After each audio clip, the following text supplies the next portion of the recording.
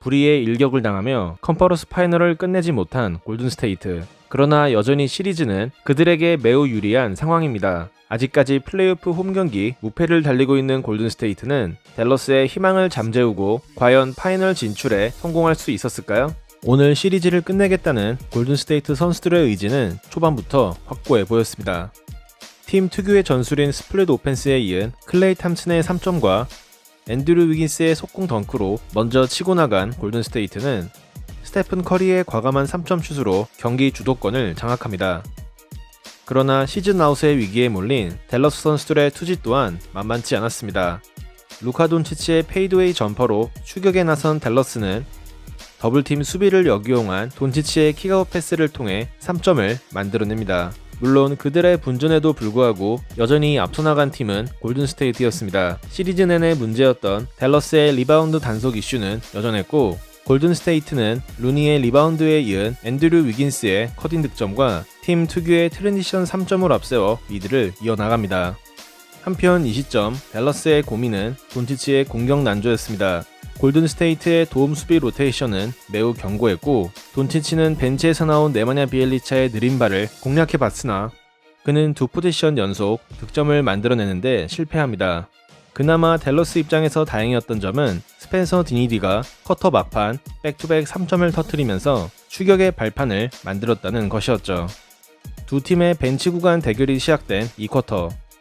먼저 눈에 띈 선수는 지난 경기 부진에 빠졌던 조던 풀이었습니다. 멋진 리버스 레이업과 딥스리를 연이어 성공시킨 그는 스텝백 점퍼 또한 터뜨리며 팀의 벤치 생산력을 이끌었죠. 하지만 골든스테이트에는 조던 풀만 있는 것이 아니었습니다. 1쿼터에만 8득점을 기록했던 클레이 탐슨은 2쿼터 7분경 경기 네 번째 3점을 성공시키며 절정의 슛감을 과시했습니다. 풀과 탐슨의 활약 속에 두 팀의 간격은 어느새 13점 차로 벌어지게 되었죠. 물론 댈러스 또한 제일런 브론슨과 스펜서 디니디가 고군분투하며 추격을 멈추지 않았으나 돈치치의 경기력은 여전히 좋지 않았습니다. 비엘리차의 느린 발을 공략하겠다는 그의 플랜은 통하지 않았고, 돈치치의 공격 실패는 비엘리차의 속공 득점으로 연결되었습니다. 다음 포제션, 돈치치의 야투 시도는 모제스 무디의 수비에 가로막힙니다. 댈러스 입장에서 에이스의 부진은 전혀 예상하지 못한 것이었죠. 이후 코트 분위기는 골든스테이트에게 완전히 넘어갑니다. 좋은 수비력을 보여주던 모제스 무디는 2쿼터에만 7득점을 기록했고, 골든스테이트는 드레이먼드 그린의 묘기에 가까운 엔드원 플레이와 조던 풀의 드라이빙 레이업을 보태며 간격을 점점 벌려나갑니다. 이 득점은 돈치치 앞에서 만든 것이기에 더욱 의미가 큰 장면이었죠. 경기가 풀리지 않던 돈치치 입장에서는 멘탈이 나갈 수 있는 순간, 시즌 아웃의 위기에 놓인 댈러스를 어렵게 지탱한 선수는 쿼터 막판 백투백 3점을 터뜨린 스펜서 디니디였습니다. 물론 이 쿼터 종료 시점 두 팀의 격차는 여전히 17점이었고, 이것은 골든스테이트의 이번 플레이오프 가장 큰 전반전 리드폭이었죠. 더 이상 점수차가 벌어지면 댈러스의 시즌이 끝날 수 있는 상황. 그러나 골든스테이트에게 자비는 없었습니다. 전반전부터 이어졌던 그들의 공격 리바운드 우위는 계속되었고, 이번 플레이오프를 통틀어 가장 부진한 모습을 노출하던 돈치치는 충분히 해결할 수 있던 레이업 찬스마저 살리지 못합니다. 돈치치의 경기력이 좀처럼 올라오지 않는 동안 속공 기회를 잡은 골든스테이트는 탐슨의 트랜지션 3점을 앞세워 체이스 센터에 모인 홈팬들을 열광의 도가니에 빠뜨립니다. 두 팀의 희비가 완벽히 엇갈리는 순간, 이 무렵 돈치치는 의자를 걷어차며 자신에 대한 분노를 표현했지만 그는 작전 타임 후 실책을 범하며 달라진 모습을 보여주지 못했죠.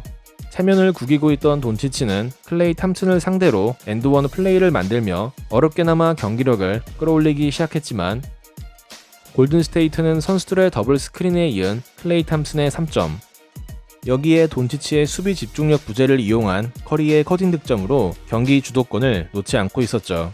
하지만 댈러스의 추격전이 이대로 끝난 것은 아니었고, 그 중심에 있던 선수는 역시 팀의 에이스 루카 돈치치였습니다.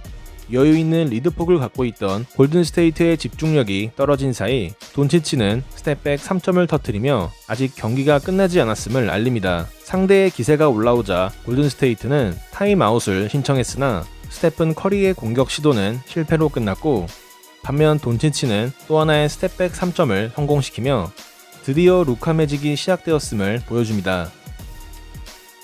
전반전까지 6득점에 그쳤던 돈치치는 3쿼터에만 15점을 몰아쳤고 골든스테이트의 일방적인 리드가 이어지던 경기는 승패를 예측할 수 없는 상황으로 바뀌게 됩니다. 매우 좋지 않은 3쿼터 마무리를 한 골든스테이트에게 필요한 것은 파이널 쿼터에서의 기선제압이었고 드레이먼드 그린은 숨겨왔던 자신의 공격 본능을 표현하며 골든스테이트의 4쿼터를 이끌었습니다.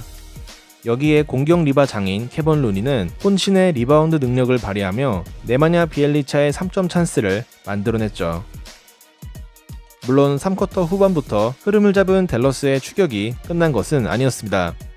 오늘 팀의 에이스 역할을 해주던 딩이디는 계속된 자유투 획득을 통해 안정적인 득점 정립을 이어갔고 4쿼터 중반 제이슨 키드 감독은 빅맨이 없는 초 스몰 라인업 승부수를 가동했죠. 이것은 리바운드를 포기하더라도 공격으로 맞불을 놓겠다는 전략이었지만 그의 승부수는 별 효과를 내지 못했습니다.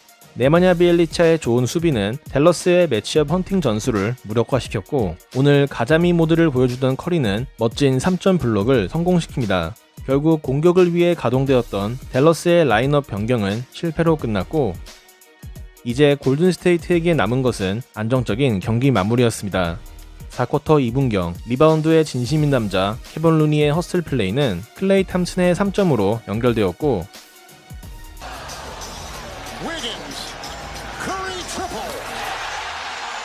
이후 스테픈 커리의 깔끔한 코너 3점 슛은 골든스테이트의 파이널 진출을 결정짓는 득점이 되었습니다. 선수들의 체력이 고갈된 것을 파악한 걸까요? 타임아웃을 신청한 키드 감독은 주전 선수들을 모두 빼면서 백기를 들었고 결국 골든스테이트는 3년 만에 서부 컨퍼런스 우승을 확정짓습니다. 오늘의 베스트는 클레이 탐슨입니다. 경기 내내 절정의 슛감을 과시한 그는 3.8개 포함 32득점을 기록하며 자신이 5차전의 남자로 바뀌었음을 선언했습니다. 오늘의 워스트는 10득점을 기록하는 데 그치며 2옵션 역할을 제대로 수행하지 못한 제일런 브런슨입니다.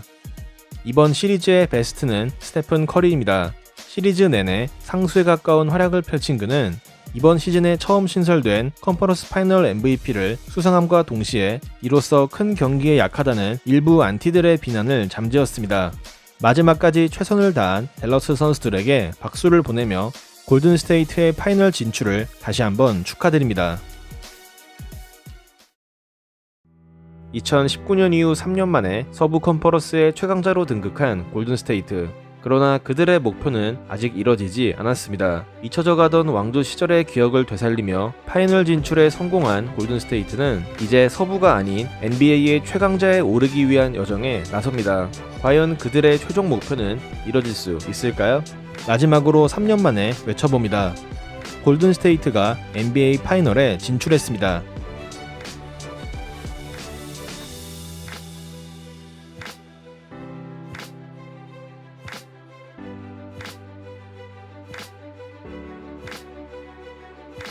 시청해주셔서 감사합니다.